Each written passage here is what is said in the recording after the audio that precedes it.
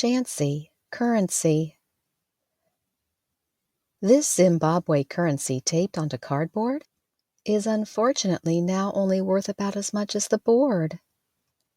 Initially, their currency had normal values, but then they needed to add a lot of zeros, creating the term starving billionaire, as more and more zeros were added to bills due to hyperinflation. The highest Zimbabwe dollar denomination? 100 trillion, initially equal to 300 US dollars. But in 2009, a loaf of bread cost 300 billion Zimbabwe dollars. Late in infamous 2008, the global financial crisis struck hard this struggling African nation. The exchange rate between the Zimbabwean and US dollars went from millions to billions to trillions to 1.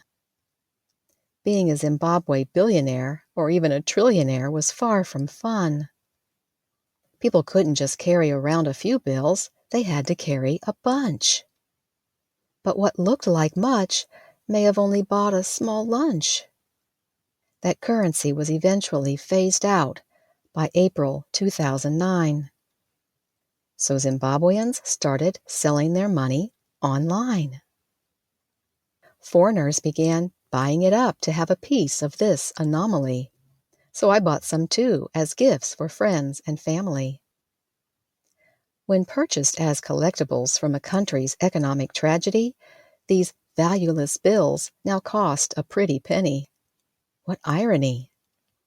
Though we may not fully understand every nuance of hyperinflation, we can see that these so-called worthless bills make a priceless illustration. Zimbabwe's currency crisis serves as a tool to remind us that the instability of monies is not just in other countries. For what is once and everywhere, both valuable and redeemable, may overnight and anywhere turn disposable. Though "In God We Trust" is printed on U.S. legal tender, sadly some people trust more in green paper than in their gracious provider. That's both a financial and a spiritual mistake. Doting on dollars? Sense it doesn't make. When money's an idol, eternal life is at stake. We know that it's not in our cars or cards or castles or cash that we can safely rely.